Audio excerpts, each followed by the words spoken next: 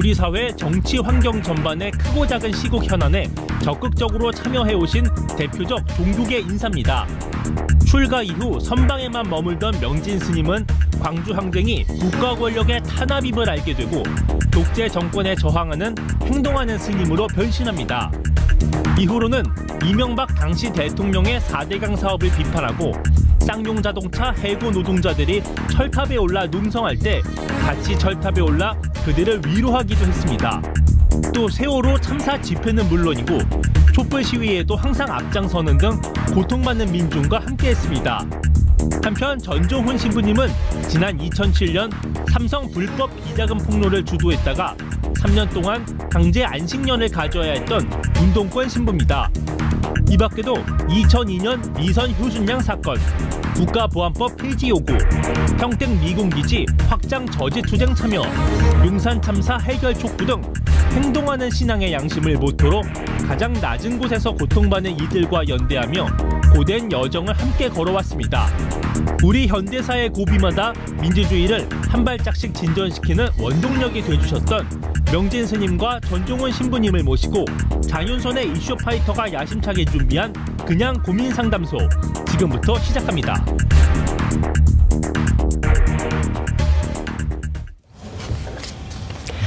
오늘부터 이슈파이터의 야심찬 기획을 새로 시작합니다. 산중의 신부님과 도시의 스님을 모시고 저희들이 한국 사회 여러 이슈에 대해서 함께 고민하고 또 대안을 모색하는 코너를 마련했는데요.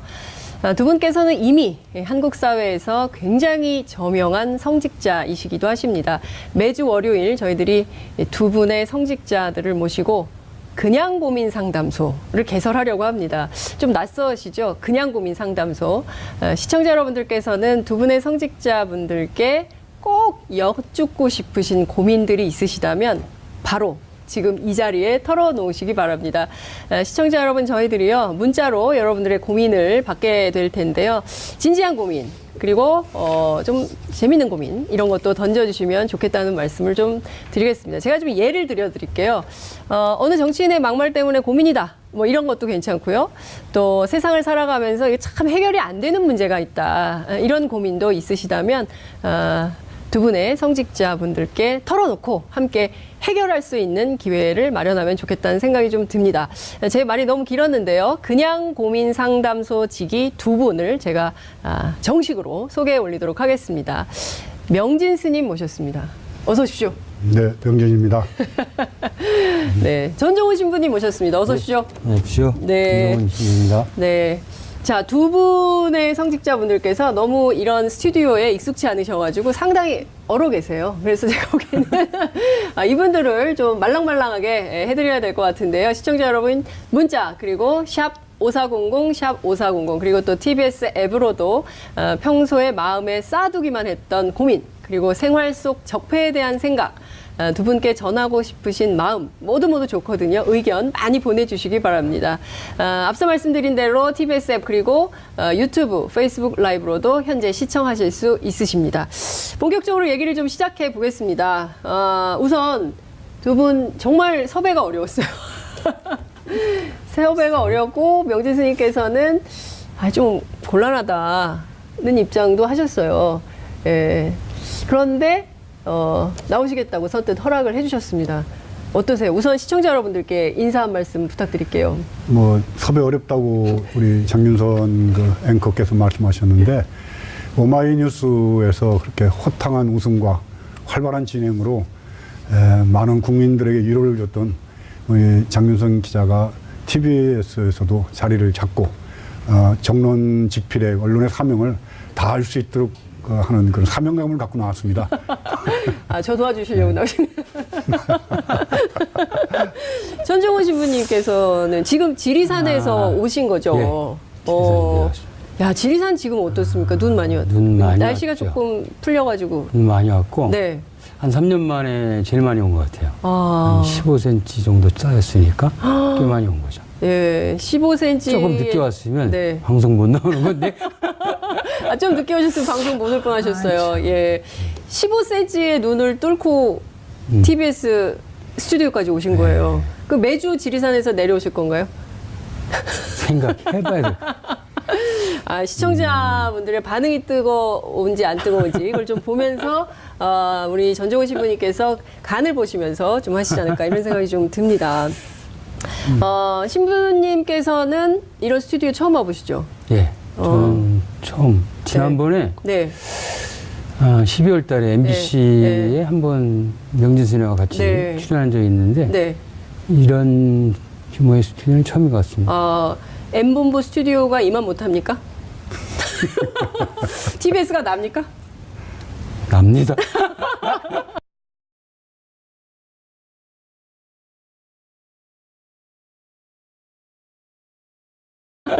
TBS가 좀 낫다는 말씀 좀 주셨습니다. 이 코너가 계속 갈 수 있습니다. 지금부터 재밌는 얘기 그리고 두 분 성직자분들께 꼭 드리고 싶으신 고민, 고민 해결, 그냥 고민 상담 지금부터 시작하니까요. 많은 의견 보내주시면 좋겠다는 생각이 듭니다. 명진 스님께 여쭙게요. 봉은사 주지로 많은 시청자분들께서 기억을 하고 계십니다. 천일 기도를 하셨어요. 그때 천일 기도는 왜 하신 겁니까? 천일기도, 기도라는 것 자체가 우리가 갖고 있는 그 마음속에 네. 탐욕심을 버리고 탐욕. 또 우리가 또 존경하는, 만약에 기독교라면은 예수님께 저희 같은 경우는 고타마 시탈타 부처님께 네. 귀의하고 그분의 가르침을 따라서 살겠다는 서원 맹세를 하는 과정을 다짐하는 거거든요. 네. 근데 그걸 천일 동안 1000배씩 이렇게 했다고 자꾸 뭐 네. 이렇게 뉴스가 되는데 사실은 많은 스님들이 그렇게 하고 있어요. 네. 그래서 제가 했던 거는 특별한 거는 네. 큰 절의 주지로서 네. 천일 동안 출입을 금하고 1000배씩 했다는 것이 의미가 있지 많은 스님들이 천일 기도를 하고 있습니다. 네. 그래서 그 기도 과정에 용산 참사가 네. 일어났죠. 네. 그래서 MB 시대의 상징적인 비극이죠. 박근혜 시대 상징적 비극이 세월호라면은 네. MB 시대 비극은 저는 용산 참사라고 봅니다. 그리고 사실은 앞으로 5일 있다가 1월 20일 날이 네. 용산 참사의 8주기가 됐죠. 네. 그래서 모란공원 또 가야지 될 일이 있고 또 오늘은 또 어제는 또 네. 박종철 열사의 네. 그 돌아가신 31주기. 31주기였고 네. 해서 참 1월달은 많은 사람들이 고통스러웠던 계절이었죠. 그래서 그런 의미로 이제 기도 끝나자마자 용산 네. 참사 유가족들한테 달려갔던 거죠. 그러니까요. 그때 제가 그 한 에피소드를 제가 아마 공개적인 방송에서는 처음 얘기를 하던 것 같은데 스님께서 1억 원을 가지고 가셨어요. 아니 이게 기도만 하시던 분이 어디서 돈이 나가지고 1억 원을. 그것도 조금 뭐 제가 말하기는 부끄럽고 네. 그런 얘기긴 합니다만은 네. 강남 봉은사의 그 신도님들은 그래도 조금은 이렇게 먹고 살만한 분들이기 때문에 네. 뭐 추석 명절, 설날, 제 생일날 네. 뭐 이런 때는 이제 신도회나 네. 특별히 이렇게 봉투를 따로 갖다 주는 분들이 있어요. 봉투. 예. 봉투를 좀 받으셨어요? 그렇죠. 그래서 그거 받아놓은 거를 그냥 뭐 현금으로 모아놨다가 네. 천일기도 끝날 때쯤에서 바꿔오라고 그랬더니 1억 2천이더라고요. 1억 2천만 원이요? 예. 와, 예. 그래서 그러면 이걸 어디다 쓸까 하다가 예. 이 시대에 가장 고통스럽고 아팠던 분들한테 우리 신도들하고 같이 가서 전달해 줘야겠다. 그 당시에 뭐 강남의 신도들이라면은 네. 한 치만 건너면 삼성, 또 뭐 아들이 검사, 판사, 예. 다 그런 분들이 7, 80%입니다. 그런 신도의 분들이 7, 또 신도회 회장 다니고 그런 분들을 이제 버스 한 차를 대절해서 용산 참사 현장에 가서 네. 그분들한테 전달해드리도록 그렇게 했었죠. 한 달이 걸려면 삼성. 그렇죠. 그리고 한 달이 걸리면 검판사가 아들이고 딸이고 이런 분들이 네, 족하고 뭐. 예, 용산 참사 현장에서 뭐라고 얘기하시더라고요? 다 같이 울었죠. 그 슬픔, 그 아픔을 네. 보면서. 예. 그래서 강남에 그 좀 우리가 대기하는 부유층의 신도들이 예. 봉은사 신도들은 저로 인해서 많은 변화를 겪게 되죠. 네. 그렇구나. 그러니까 이를테면 굉장히 그 MB 시대의 상징적 비극의 현장인 용산 참사에 그 부자들이 네. 권력 세도가들이 와서 눈물을 흘리면서 이런 것은 안 되겠다 이렇게 함께 스님하고 공감해 네, 주었다는 말씀 좀 주셨는데 그때 그 전종훈 신부님 남일당에 계셨죠. 남일당에 계셨죠. 예. 근데 제가 들은 얘기가 있어요. 뭘? 그 신부님들은 30명이 와도 10만 원을 갖고 있는데 명진 스님 혼자서 1억을 가져왔다 이러면서 그때 억소리 나는 거지 뭐. 이게 절집하고 네. 교회하고 차이겠죠 뭐. 절집하고 교회의 차이다. 그 뭐 금액의 차이. 단위가 다르 단위가. 예. 그 신부님께 용산 남일당은 어떤 곳입니까? 지금 명진님 말씀하신 대로 네. 시대의 가장 큰 아픔이었던 곳인데 제가 오체 투지를 하면서 네. 그 경로 중에 용산 참사 현장 앞길을 지나가게 됐었어요. 네, 그래서 예. 용산 참사 남일당 현장에 들렀을 때 유가족과 함께 108배의 기도를 올리면서 네. 참 많은 생각을 했어요. 네.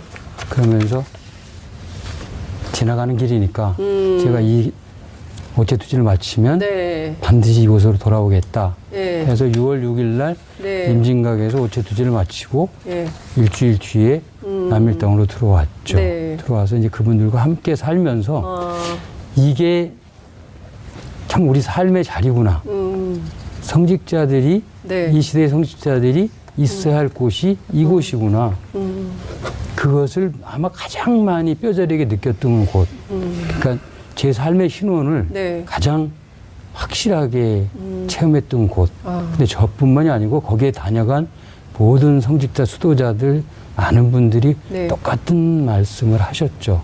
그래서 그곳은 바로 이 시대 대한민국이 어디로 가야 하는지를 알려주는 이정표의 교육장이었다. 아. 그런 생각들을 하고 네. 또 그분들과 함께 있었죠. 예. 가슴 아프면서도 또 한편으로는 새로운 희망을 찾을 수 있는 그 당시에 유일한 곳이었다. 뭐 이렇게 생각할 수 있겠다. 그 이 용산 참사 특히 이제 그 도심 개발 막 그냥 밀어내기식 포크레인 뭐 이런 그 현장에 대해서는 아마 많은 시청자분들께서 영화 소수 의견, 상업 영화로는 소수 의견이고 또 이제 다큐멘터리들이 있기 때문에 아마 시청자분들께서는 이제 지금 함께 공감을 하실 것 같은데요. 문자가 뭐 몇 개 들어온 것 같아요. 저희가 이제 그냥 고민 상담소를 개설했는데 질문도 들어오고 반응이 뜨겁습니다. 지금 스님 신부님 이러다가 방송인 대열로 그 엮으려고. 예? 직업을 바꾸셔야 되는 상황이 올 수도 아니, 있지 않을까. 저도 제적을 당했고, 네?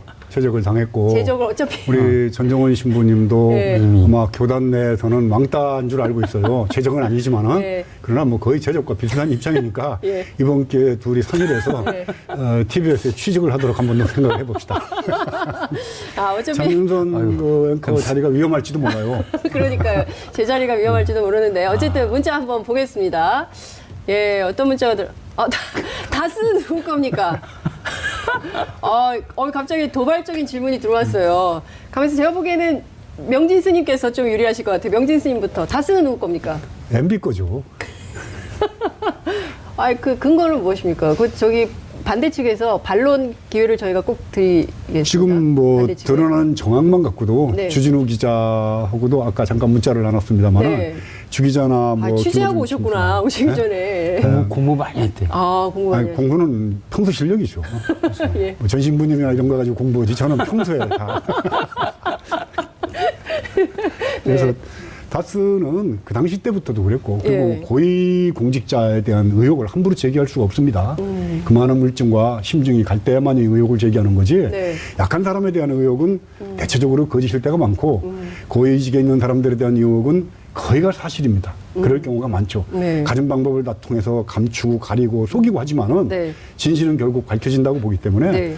다스가 누구 건가는 조만간에 곧 드러날 것이고 MB는 포토라인에 꼭 쓸 거라고 저는 믿어 의심치 않습니다. 다스는 누구 건지 곧 드러나고 네. MB는 조만간 포토라인에 서게 될 거다. 자, 전종훈 신부님께서는 다스는 누구 겁니까? 동감합니다. 박수로 근데 다 아는 거잖아요. 다 아는 건데. 네. 예. 근데 지금 뭐 검찰에서 네. 수사한다 뭐 네. 하는 이런 이야기들은 네. 그야말로 수사일 거다. 수사다. 예, 레토릭. 네. 예. 그러니까 말씀대로 아마 설날쯤 되면 네, 예. 국민들에게 큰 선물로 우리에게 예. 한박 웃음을 아, 한박 선물로 예. 돌려주지 않을까 아. 이런 생각을 해봅니다. 네. 그 이명박 전 대통령 교회 다니시잖아요. 저 교회 안 다니는데.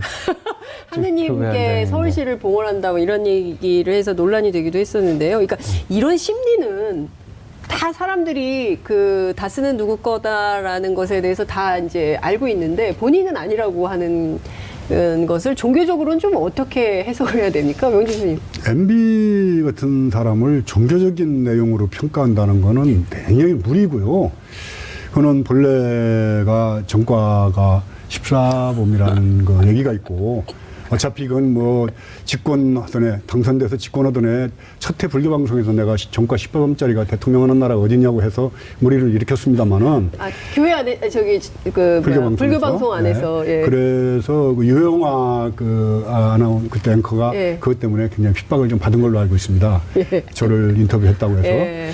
그리고 그 정권의 내용 중에 사기 정과가 들어가 있습니다. 아, 그 사기 MB를 제일 적나라하게 나타내는 그 멘트가 있어요. 예. 그게 선생님 써오셨는데 지금 못 찾고 틀리지 않게 있어요. 나중에 혹시라도 뭐든 얘기 나올까 네, 봐. 선생님 굉장히 많이 써오셨습니다. 네. 공부를 안 하셨다고 그랬는데 준비를 많이 해오셨어요. 예. 자, 선거 때 네. 무슨 얘기는 못하나 표가 나온다면 뭐든지 얘기하는 것이 아닌가. 세계 어느 나라든지. 이게 MB를 잘 나타내는 워딩입니다. 아, 선거 때 표가 된다면은, 네. 돈이 된다면은, 나한테 이 얘기 된다면은, 네. 무슨 사기를 그렇지. 지키지 못할 얘기를 하는 거 아닙니까? 선거 때. 네. 그 공약을 이제 뭐 안 지켜도 좋다 정도가 아니라 네. 아무 얘기나 해놓고 선거 때 한 거는 안 지켜도 된다는 아. 아주 사기꾼 전형의 워딩이기 때문에 사기꾼 MB를 그대로 드러내는 네. 적나라한 언어라고는 보는 거죠. 아, 그래도 방송인데. 방송인데. 방송 용어에 적절치 않다면 시청자 여러분들께 사과하겠습니다. 아니 전종훈 신부님 같은 마음이신데 마치 마음이죠. 예, 저는 이명박 이렇게 떠올리면 예, 옛날 이명박 2009년도에 네, 2009년도, 그쵸. 네, 한홍순 교수가 딱 MB 정권을 한마디로 내가 질문, MB 이 정권을 어떻게 규정해야 됩니까? 라고 물어봤더니 네. 딱 한마디로 하는데 딱 빨대 정권이다 그랬어요. 빨대 정권? 그게 무슨 얘기입니까? 돈 되는 곳에는 다 빨대를 꽂아서 빨면. 근데 정확했던 것 같아. 그 분석이 이거 지금 명진 스님의 말씀이 네. 그 빨대 정권이라는 요 이야기 속에 네. 다 들어가는 게 아닐까 싶네요. 알겠습니다. 그렇지만 그 두 분 성직자께서 지금 이런 말씀을 주시지만 또 이명박 전 대통령과 또 이명박 대통령 주변, 전 대통령 주변 또 관계자분들께서는 반론을 또 하고 싶을 수 있고 그렇지 않다고 생각할 수도 있기 때문에 저희가 충분히 반론권은 보장해 드린다는 말씀을 좀 드리면서요. 문자가 계속 들어오고 있습니다. 이렇게 인기가 많으실 줄은 몰랐는데요.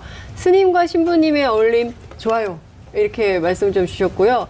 코너 신설 너무 좋아요. 문자 참여는 하지 않지만 항상 시청하고 있어요. 문자 참여 좀 해주세요. 진실만 통하는 세상이 되길 이렇게 해주셨습니다. 지금 많은 시청자분들께서 의견을 주시는데요. 저희가 이 코너가 그냥 고민 상담소입니다. 여러분들 그 고민을 좀 털어주시면 좋을 것 같다는 생각이 좀 드는데요. 저희가 이제 이 코너를 마련한 이유가 있습니다. 왜냐하면 저희가 이제 그 1,700만이나 되는 시민들이 촛불을 들어서 정권 교체를 하지 않았습니까? 예.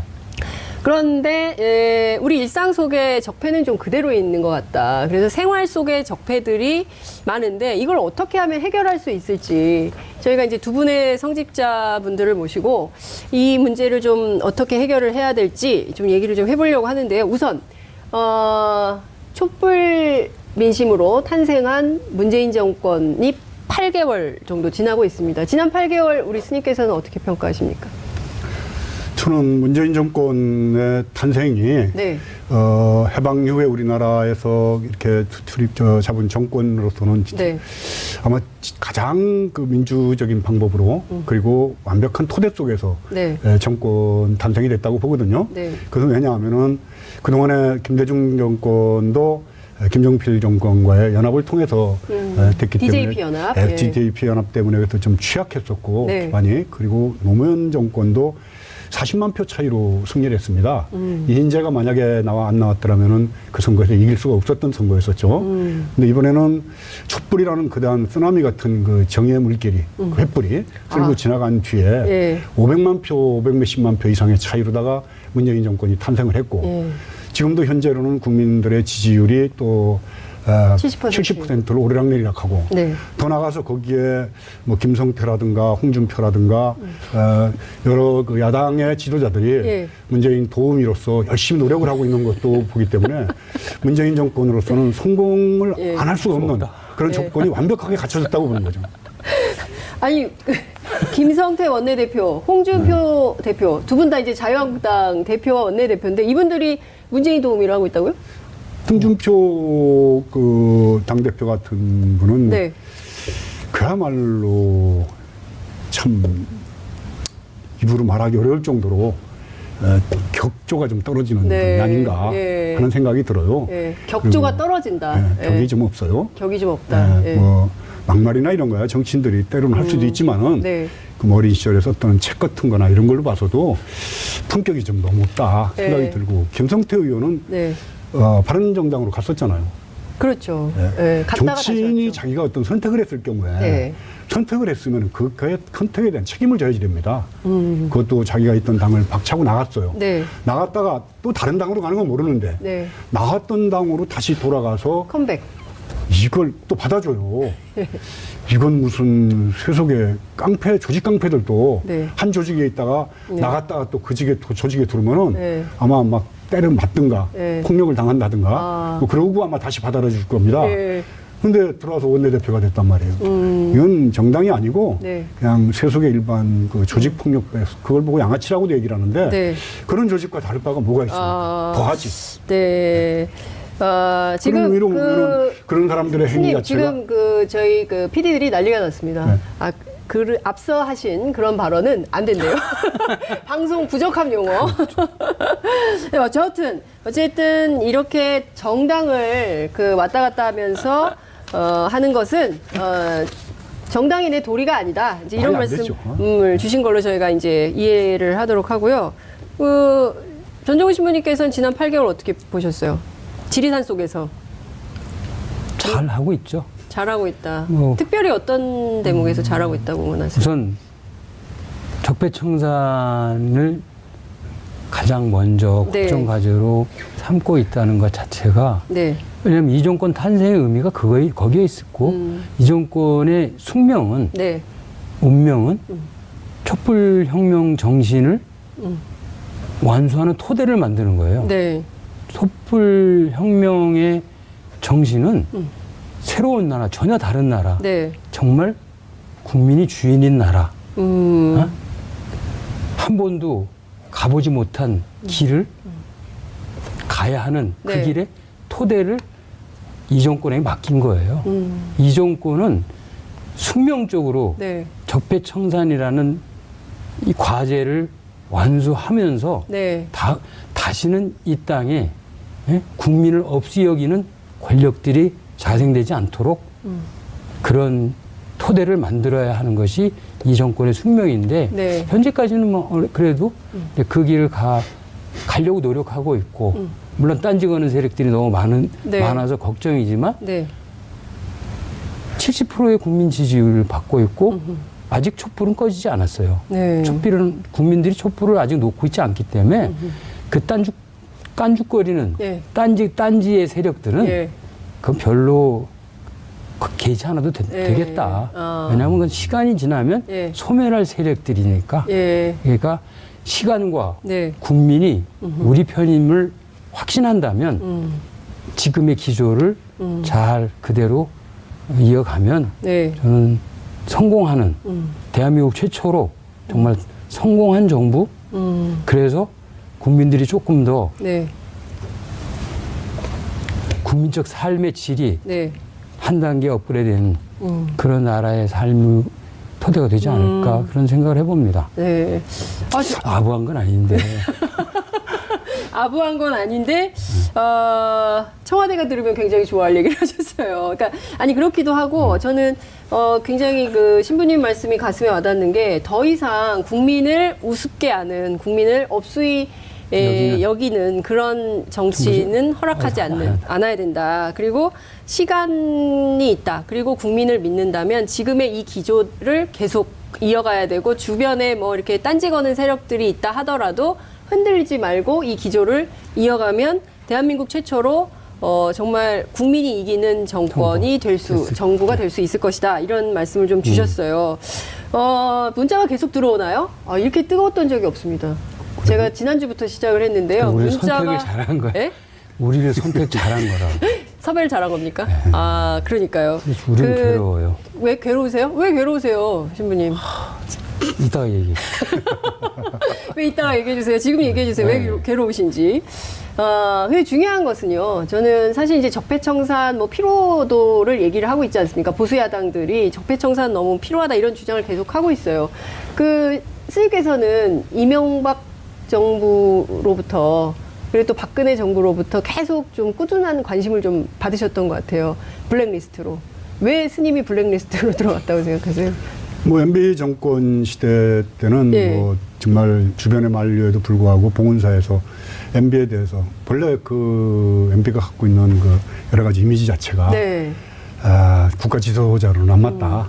사업가로는 모르겠지만은 그러나 그런 사람이 국가 지도자가 되면서 했던 행위들이나 이런 것들 또 영산 참사라든가 이런 것들 때문에 비판이 좀 어떻게 보면 보통 일반적인 관념으로 보는 그 스님들의 입에서 나올 수 있는 얘기는 아닌 상태로 아주 신랄한 비판을 가했습니다. 그리고 저는 그것에 대한 굉장한 의무감을 갖고 있었고 이 시대에 이렇게 혹독한 탄압과 사찰과 억압 중에 홀몸인 중이 이런 것에 대해서 얘기를 안 한다면은 가족이 있고 지켜야지 될 자기 무엇이 있는 사람들한테는 엄청난 부담이거든요.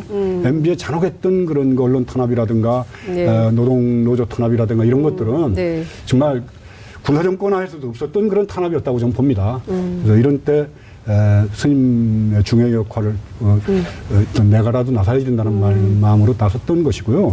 뭐 하여튼 그런 것 때문에 또 박근혜 시대도 역시 마찬가지죠. 박근혜 시대도 제가 자꾸 지나간 과거, 인혁당, 통합당, 장윤아 선생님 돌아가신 문제에 대해서 자꾸 역사에 맡기자, 과거를. 그래서 그때 역사가 무슨 전당포냐, 왜 자꾸 갖다 맡기냐, 뭐 이러는 바람에 이제 제가 관심 대상이 됐었고. 그렇군요.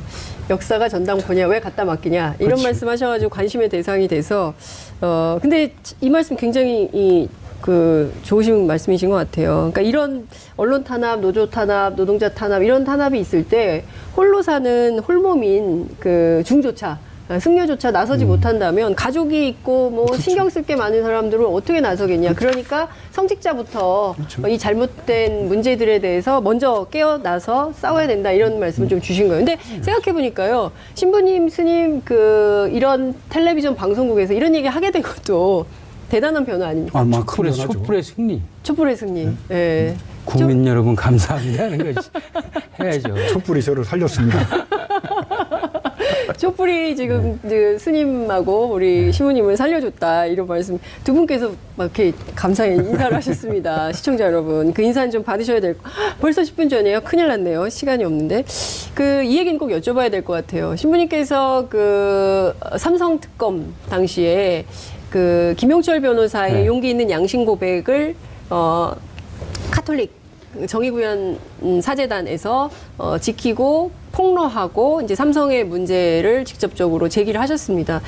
이재용 삼성전자 부회장이 구속된 거 보실 때 어떤 생각이 좀 드셨어요? 박수 쳤죠. 박수 치셨어요? 참 이건희가 구속되는 걸 원했는데 이건희의 구속은 당시 이루지 못했고 이재용의 구속, 결국 이재용의 구속도 검찰이 구속시킨 게 아니고 촛불이 구속시킨 거죠. 국민들이 구속시킨 겁니다. 촛불 혁명이 없었다면 촛불 혁명이 없었다면 삼성 이번에 박근혜 탄핵도 이루어지도 않았고 결국 삼성도 이재용의 승계 작업 아무 탈 없이 그냥 이루어졌던 거죠. 그럼 촛불이 모든 걸 원위치로 돌려놓는 그런 힘의 원천이었다. 네. 그렇지 않았으면 뭐 이정희가 구속됐겠습니까? 검찰이 똑똑해서 검찰이 잘나서 아니 국민이 구속시킨 거야. 국민이 네. 구속시킨 거다. 왜냐하면 그것은 굉장한 의미가 있다. 네. 재벌 총수의 구속은 네. 이제 불평등의 구조가 깨짐을 의미하는 겁니다. 아주 견고했던 불평등의 구조가 네. 그냥 철옹성 같았던 예. 구조가 네. 이제 촛불의 혁명으로 균열이 가기 시작하면서 국민들이 느꼈던 네. 불평등의 삶이 이제 개선되기 시작한 그런 첫걸음이다. 그렇게 보죠. 그러니까 모든 것이 촛불로 인해서 가능했다 이런 말씀을 좀 주셨습니다. 문자가 굉장히 많이 들어오는데요. 유머 만발 스님 플러스 신부님 화기에 활명수 같은 말씀, 활명수 같은 말씀들, 활명수 두 대표 활명수. 이게 특정 상호를 얘기해도 되는지 모르겠지만 어쨌든 시원하다 이런 말씀들을 해주신 것 같습니다. 30년 전에 시간이 없어서 참 아쉬운데요. 판성 시간을 늘릴 수도 없고 참. 30년 전 6월 항쟁과 비교한 그럴까요? 그 30년 전하고 비교해서 신부님 스님 어떠세요? 그때 6월 항쟁 때도 앞서서 거리에 있었죠. 거리에 계셨잖아요. 예. 그때는 개운사 주지를 할 때였습니다. 예. 그리고 박정철 열사의 죽음 때문에 매일 울면서 지냈을 때고 정철이 아버님과 어머님과 형님을 모시고 제가 임진강에 가서 네. 그 정철이 유해 남은 걸 뿌리기도 하고 그랬었어요. 그래서 30년 전에 그 6월 항쟁 그리고 지금의 촛불 엄청난 변화가 일어난 거죠. 네. 그때 촛불은 체류탄과 돌멩이가 난무했었다면은 이번에는 이제 촛불과 또 정경들 앞에 달아주는 꽃, 또 정경들이 참 파하면서 바라봤던 시선들 뭐 이런 것들로 해서 우리 국민이 그만큼 바뀌었다라고 저는 생각을 합니다. 그리고 그 야만의 시대로부터 네. 우리가 그래도 성숙한 인간의 시대 같은 걸로 돌아온 거 아니냐 이런 느낌이 들어서 만감이 교차했죠. 네. 네. 야만의 시대에서 인간의 시대로 돌아. 지금 명진 스님 눈가에 눈물이 촉촉히 젖으셨어요. 그러니까 그때 31년 전에 그때 그 민주화 운동을 하셨던 그 순간이 좀 떠오르시는지 지금도 눈물이 이렇게 촉촉히 젖으시는데 전 신부님 87년 저는 신학생이었어요. 그때 신학생이셨군요. 네. 예. 저는 그때 이제 개운사 주지 네. 처음으로 알게 된 명진 스님을 처음으로 알게 된 게 네. 이제 그때 길에서 고대 앞길에서 뵀죠. 그때 두 분 그럼 31년 인연이세요? 저는 그때 네. 스님 주지 스님인지 몰랐어요. 스님인지 몰랐어요. 워낙 그 중들 중에는 그 왜 조폭이 많잖아. 그래서 나는 막 싸움을 하는데 네. 경찰하고 싸우는데 경찰이 막 밀리는 거예요. 그래서 스님들이 더 잘 써요? 그래서 야 저는 불러온 새내기인 줄 알았어. 나중에 알고 보니까 명진 스님이었어요. 그 6월 항쟁 때 네. 신학생이었는데 저는 그때 같이 네. 길거리에 있기도 했고 네. 물론 전 늦게 신학교를 들어가서 네. 그때 같이 사회활동했던 친구들이 있었기 때문에 네. 늘 이야기 듣고 함께 있었는데 사실 저는 뭐 명진 스님 그런 말씀 하셨는데 6월 항쟁은 분명 민중의 승리였는데 네. 그 과를 정치인들이 그냥 홀라당 집어삼키고 지들 마음대로 재단한 결과가 30년의 악을 구축한 거지 않습니까? 저는 사실은 적폐청산의 1호 제일 첫 번째 대상이 저는 이 국회다. 예? 정치, 이 국회. 이 사람들이 30년 동안 한 게 뭐 있어요? 지금도 아무것도 할 생각 없어요. 자기 자리 보신하는 거 이외에는 아무것도 없다. 지금 뭐 국회가 그렇지 않습니까? 그래서 그런 점들이 제일 아쉬운데 어쨌든 간에 30년 전에 못다 이룬 민중의 네. 촛불이 30년 후에 횃불이 돼서 광화문에서 일어난 거예요. 그래서 결코 이제는 네. 결코 밀리지 않는다. 네. 이제 국민들이 네. 정치인들에게 모든 걸 맡기는 시대는 아닌 거예요. 30년 전에는 그랬다면 네. 앞으로는 안 그래. 앞으로는 늘 국민이 주인의 자리에서 감시하고 견제하면서 국민들의 소리를 네. 예? 최우선의 이 나라의 지표로 삼는 네. 그런 늘 횃불로서의 자리를 지킬 거라 저는 그렇게 생각합니다. 아, 굉장히 이제는 국민이 결코 밀리지 않을 것이다. 그런데 국회 안에도 또 열심히 하려는 국회의원들, 젊은 있겠죠. 국회의원들 많이 옛날도 들어왔어요. 있었어요. 옛날에도 그런 국회의원들은 있었죠. 네? 근데 전반적으로 평가를 좀 해보자면 종합평가해보면 적폐청산 1호는 국회다. 이런 말씀을 좀 주셨습니다. 왜냐하면 인적 청산이 없는 적폐 청산은 아무 예. 의미가 없어요. 아, 예? 왜냐하면 우리가 반민특위부터 네. 시작해서 네. 이런 과정이 여러 번 있었지만 한 네. 번도 성공한 케이스가 없어요. 네. 성공한 케이스가 없었던 것은 예. 전부 조금의 법의 손질, 제도의 손질로 뭐 된다라고 네. 속인 거죠. 정치인들이. 정치인들이 네. 인적 청산이 제일 중요하다. 지금 막 그 계속 들어오고 있어요. 뭐 시청자분들께서 뜨거운 호응을 해주셔서 너무 감사한데요. 지금 시간이 딱 3분밖에 남지 않아서 지금 저희들이 작가들이 준비한 야심작도 있고 막 이런데 다 못해가지고 아무래도 다음 주에 또 이어서 얘기를 좀 해야 될 것 같은데 저희들이 그 두 분께 도시 스님 그리고 산중 신부님께 오늘의 한번 도시스님이라고 그러지 말고 그냥 네. 수도에 사니까 수도승으로. 수도승으로. 아, 수도에 사니까. 수도에 사니까 수도승으로 해달라고 난 말씀. 수도스. 수도. 수도신? 아, 나도 하여간 수도장이니까. 두 분께서, 저 없이 두 분께서 하셔도 될 것 같아요, 이 코너를. 오늘의 한마디를 꼭 좀 시청자분들께 한 주를 좀 살아가는 힘을 좀 얻고 싶은 분들이 굉장히 힘들고 어렵고 막 한국 사회 현안도 많고 양극화 때문에 고민도 많은데요. 2분 남았다고 해서요. 정리를 좀 해야 될 것 같은데요. 오늘의 한마디, 이번 한 주를 버틸 우리 국민들께 꼭 하고 싶으신 한 말씀씩 저희가 듣고 오늘 이번 주는 마무리해야 될 것 같아요. 명진 스님부터 하시겠습니다. 문재인 대통령 신년사 키워드가 네. 내 삶이 나아지는 나라입니다. 근데 내 삶이 나아지려면 어떻게 해야 될까? 사실 국가가 일단은 의료와 먹는 거와 주거 문제와 또 교육 문제에 대해서 일단 어느 수준까지 책임지는 나라가 되겠다는 그런 본인의 의지를, 대통령의 네. 의지를 발표한 거라고 봅니다. 그럼 이걸 바탕으로 해서 우리는 과연 어떤 것이 보람 있는 삶일까? 그래서 돈의 욕망, 물질의 욕망으로 벗어나서 좀 철학적 사유와 인문학적 사유를 통해서 인간의 길을 갈 수 있는 세상, 그것이 열려가는 단초가 문재인 대통령의 신년사에 들어있다고 보기 때문에 대통령을 믿고 또 우리가 지원하고 밀어주면서 네. 좋은 나라, 내 삶이 나아지는 나라, 네. 개인의 삶들이 전부 행복해지는 나라 네. 가기를 바랍니다. 예, 알겠습니다. 신부님. 저는 시청자 여러분, 국민 여러분, 여러분들이 가장 행복했을 때가 언제였습니까? 촛불을 들었을 때가 가장 행복했을 때라고 저는 여깁니다. 잊지 않았으면 좋겠고 기억하시고 또 꼭 당신들이 완전히 주인인 세상이 되기 전까지 결코 촛불을 놓지 말아 주십시오. 촛불을 손에 들고 있는 한 여러분들이 가장 행복한 사람입니다. 야, 다음 주에는 더 얼마나 멋진 말씀을 가지고 오시려고 이렇게 멋진 말씀을 먼저 하십니까? 신부님. 다음 주에는요, 지리산 사진 좀 보여주세요. 저희 그 시민들하고 소통하면 좋을 것 같다는 생각이 좀 듭니다.